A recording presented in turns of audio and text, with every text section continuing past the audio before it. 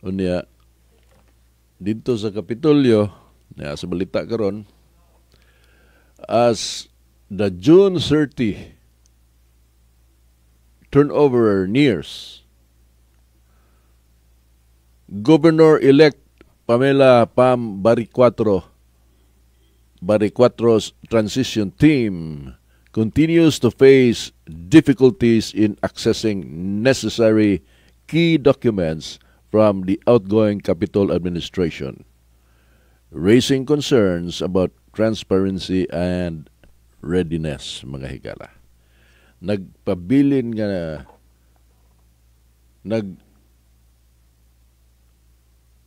subay sila sa kangit-ngit.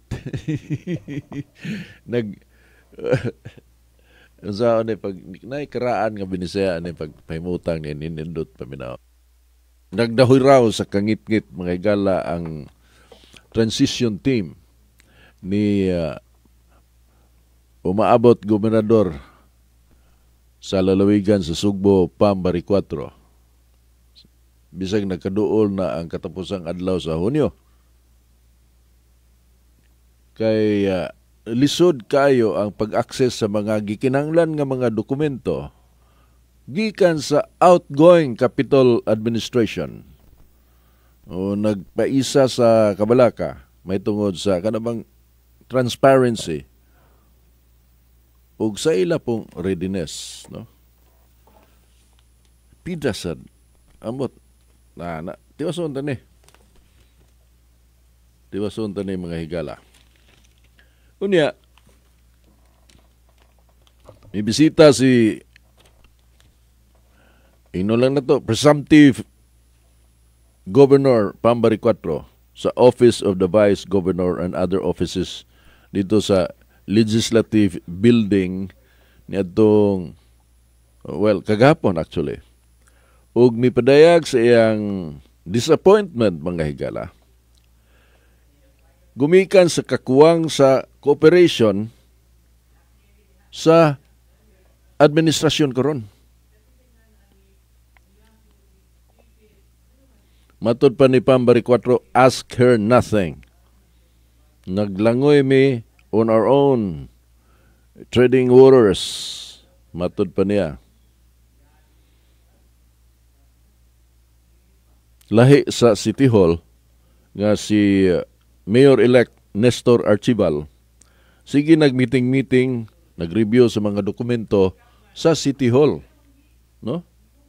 Ang iyang transition team, okay, padayon ta.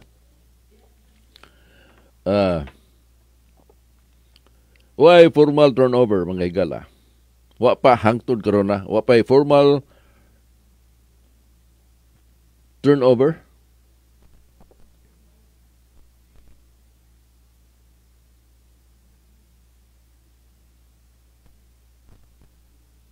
Of records.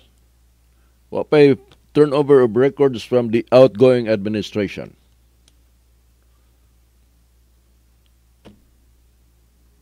No formal turnover of records. Quote, this is to inform the public that until now, wala pa formal nga turnover of records sa transition team ni Governor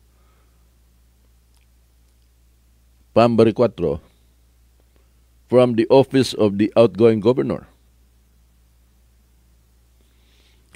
Sa usa ka press release kagahapon-gihapon, local government transition team confirmed that they are closely coordinating with the Department of Interior and Local Government despite the delays. Ang pangu sa transition team ni Governor-elect Pam Baricuatro, Attorney Edmund Lau, nagkanayon nga no official turnover or briefing has been conducted.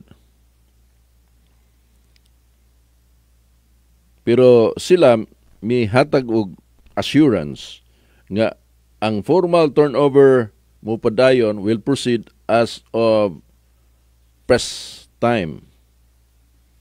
Kanang scheduled, no? Will proceed as scheduled on June 30 in accordance with Section 445 of the Local Government Code. Ang punto din ni mga higala nga, naunsa naman tao ning atong kining napildi ba nga gobernadora ba. Ingon man siya ang iyang katapusang statement is watch me. So ato tanawa siya. Obserbahe kung ino tanawa kung usay akong buhaton. Ni ay ko anay kining makapabalaka gini siya.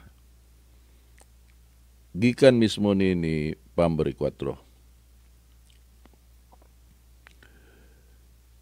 Ingon ang Governor-elect nga, so the people may know, alang sa kasayuran sa katawan, it has come to our attention that the outgoing governor, sa ato pa si Gwen Garcia, has requested the national offices of COA,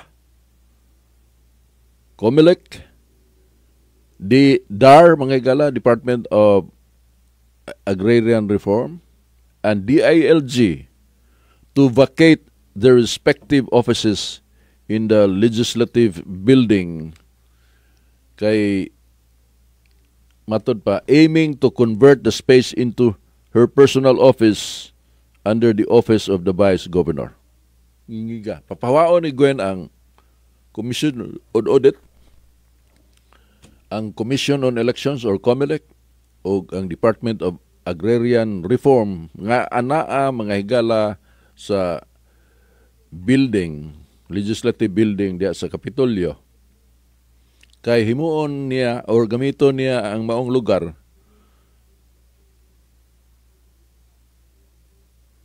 nga himuon niyang opisina ubos sa opisina sa Vice Governor. Sa ato pa i-allocate ang maong space alang sa Vice Governor, pero adto si Gwen maglingkod dito. Matod pa nining paybaw ni Pambari 4. As the incoming governor, I want to clarify that the decision regarding the allocation and use of government offices within the Capitol complex is a matter under my jurisdiction and authority. Legally, it is my call to determine how these office spaces are managed and allocated, and not the outgoing governor.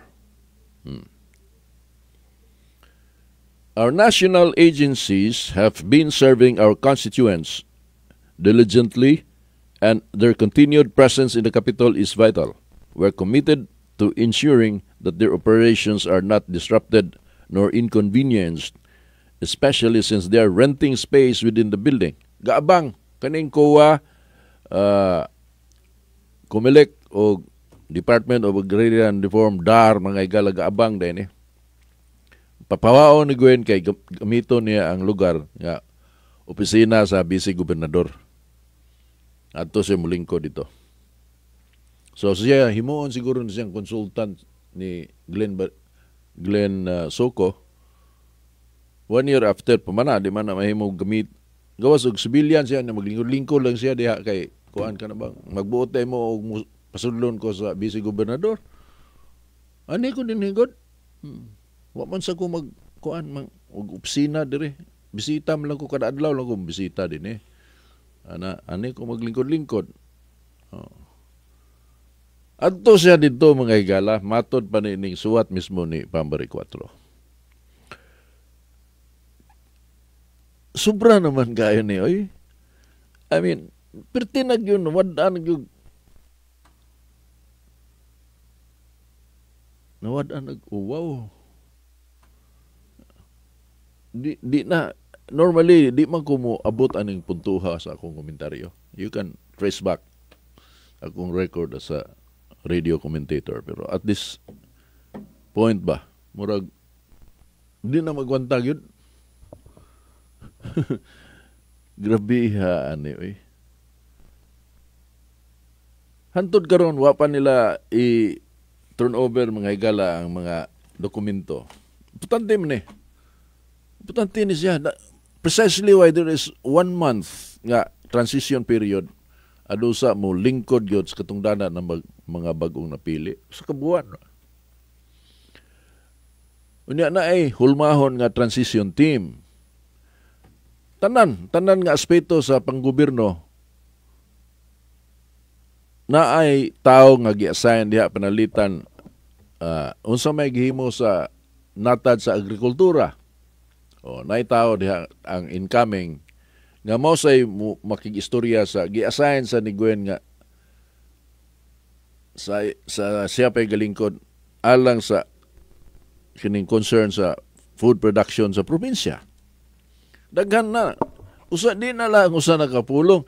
Food production meaning pila may atong na gasto farm to market roads, unsa may pilay porsyento sa atong food production, whatever, tanang data imo nang naana sa tao nga in charge diha. Imong ipahibaw na sa musod. Aron di na maglisod ang musod, di na magsugod sa uno. Naa siya idea na daan ba? Diri sa accounting, panalapi, na ay inside si Gwen ana. Og ang kaning grupo ni Pambari 4 nga mo'y mulingkod, presumably na sa in charge nga makig-one-on-one sa magtuki. Pila magyuday atong kwarta, pila may atong bayranan, so may outstanding balance. Tanan nga concern tukma na mga higala i-submit na dito sa incoming mao ni atong kuan ha. O mo kuan ra ba ni kanang kining utanga mo mature ni nagkakuan ana. Utangan natong note ni nga mo mature ni unang buwan pa lang niyo paglingkod kaning utanga mo mature. Take note of this ana. That is how you transition. Dili na mahimog sa kadlaw ra. Usa ka buwan. Kuwang pamaganin ng usa ka buwan, napay mga instances na nga panlitan, ikaw mo in charge sa panalapi sa grupo ni Gwen. Ako po mo incoming sa grupo ni Pambari 4. Magbaylo ay tag telephone numbers. Una, bisag humana tag meeting, manawag pa ko nimo ni kagabi kay reviewon na ko. Dalhon nimo ang mga papilis, dalhon sa inyo, bisag ginlapas na sa oras, imuhan ang trabaho. So, Dong, may gabi di ka busy, kanang nalang ko gamay pangutana. Ikaw po, may okay naman, kanang samanta, ana. Kini bang, mao na dayon, magka-tugma, rather, more or less, you will be educated of the past. Ikaw nga incoming. Pero kanang kalaki ni Gwen ron, di gini siya muhawa siguro. Watch me, God. Ingon siya. Watch me. Mura ni siya og wicked witch bitaw. Muna nganlan siya gwak-gwak. Mura bitaw ito. Cinderella. Siya ay kontrabida.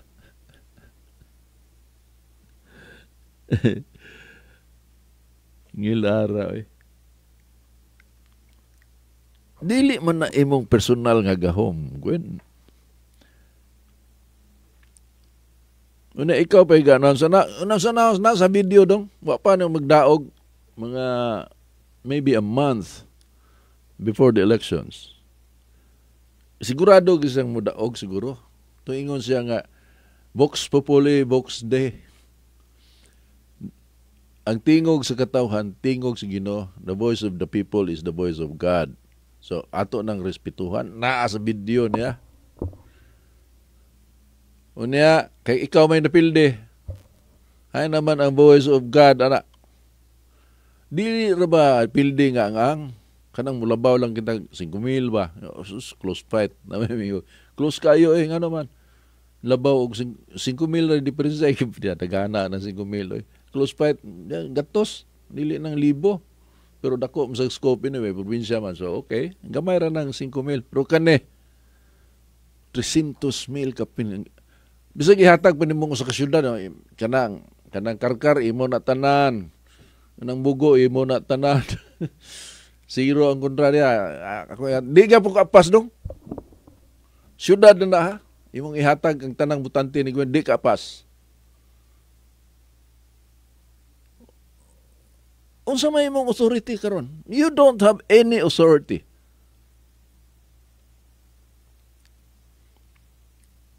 Well, kuan ka ng officially, naapa kay pizza 30 pa man mahupas. Pero the truth is, wala na ka. Wala kay katungod diha magsamok-samok. Ang imong the best option you have is to properly turn over the seat of power to the winner. Turn over na. Ang balaod, matod pa sa abogado ni Pamari 4 sa iyang transition team nga awon. I-turn over ang magyapon na sa pizza 30 kay na may balaod na. Pero dili ngon anak ka kuan lang. Kanang sayon ang pag-turnover. Sa ako nang sulti, kanang mga papilis hilngo na sa City Hall dong, sila si Paul Villarete, City Administrator sa incoming mayor. Ilan ang gitanaw ang kwarta katong gipaybawan ni Raymond Garcia nga naay 12 billion sa bangko ang City Hall. Gi-check na nila karon. Ilan ang gitugma ang mga papel. Tinuod ba ning naay kwarta diha nga 12 bilyones. Unya ang mga trabante. Pila man kabuok ang mga trabante kanang gitawag og job order mga higala, job order employees. Unsa may gamit ang mga tawhana presently sa administrasyon? Ato ba nang ipabilin o tangtangon?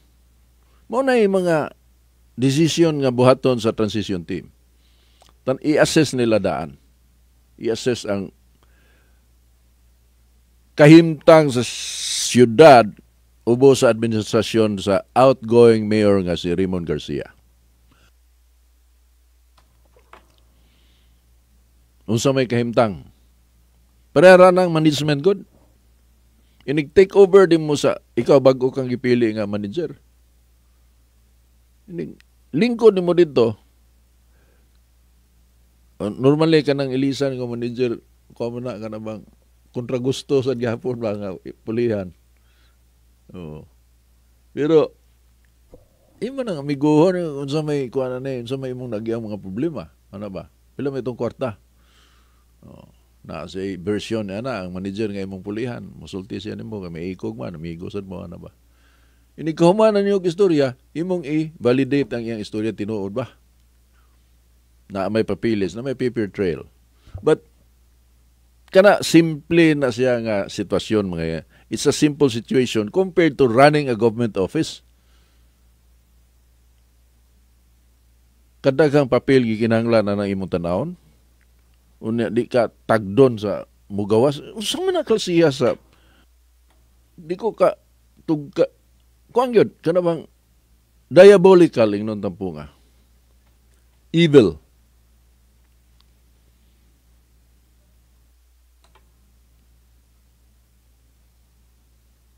Supposed to be mga higala ay naglingkod na sa gamay na lang ang buhaton sa administration when it comes to checking on the records of the past. Kay turnover naman o niya nanay mga pangutana nga natubag na iglingkod nila ari dayon sila magsugod sa ilang buhaton. Unsay atong buhaton niining musunod nga sa katuig. Mao na focus sa bagong mulingkod nga, well, we're talking about the provincial office, so mulingkod si Pambari 4 mo nilang buhaton sa iyang team. Pero wala magpasabot nga nahuman atong transition. Napay panghilngon gihapon ato kay complicated kay na ba dagang kay nang buluhaton diha. Kana lang paghiling sa mga, let us say, existing kanang koterminos nga mga empleyado. Meaning, sinaligan na sa naglingkod nga gobernador, sinaligan ng Gwen mga tohana. Pero ang ilang posisyon, inig kahupas sa posisyon ni Gwen. So tanaw na sa bagong administrasyon unsa may trabaho aning mga tawhana. Kining mga coterminous employees ni Gwen. Unsa may ilang assignment, tagpila man ilang sweldo. Oh. Madlok sila mubutya na galing og naa si Byron dia. Pero wa gud siguro kay man nepotism man ka. Pero galing og naay ghost employee ba nga kunuhay empleyado diha unya wa di na diha ang kwarta lain mo dawat. Yun na bitaw. These are possible things. Wa man ta moingon nga nahitabo na but hilngon na sa administrasyon nga bag-o. Mao na gibuhat karon ongoing na sa City Hall mga higala karon at this very moment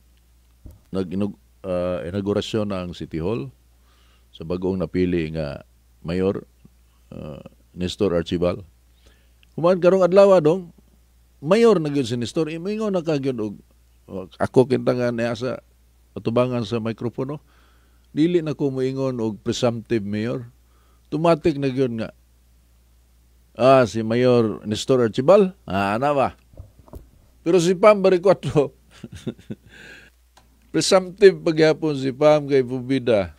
Ingon man ang nagalingkod nga watch me. Unsa may mong tanawon nimo? Unsa man kuno kananaaron nga nakita na nga imong papawaon ang mga opisina ang national offices ni mga higala nga naa diya sa legislative building sa Kapitolyo. Na sila mag-opisina niya nag-abang di ay matod pa sa suwat ni Pam akong gibase. Renting the space. Comelec, Department of Agrarian Reform o COA, Commission on Audit. Strategic location. Strategic location. Naa sa Kapitolyo, dool na lang. Papawaon kay ang lugar nga ilang giokupar karon ning COA DAR ug Comelec utilization nga opisina sa vice gobernador. Naagoy opisina ang vice gobernador pero gusto og another office ba extension sa ako ang gyapon na sa office of the vice governor gyapon na. Kay adto siya maglingkod-lingkod dito si Gwen. Na may istorya nga kana kuno si Glenn Soco. Kuan kuno kay na kanang lapdog na ni Gwen. Unya na po yung mga insinuation ba nga hindi na lang ako isulti kay wamtay ebidensya na pero ang mga tao na magsigig agikik makagwanta uroy si Glenn na kagwapo niya. Di sa kasukaon na yung nana bang istorya kasama diya hilong mo diya yung nuna ba hugaw kayo. Ay nako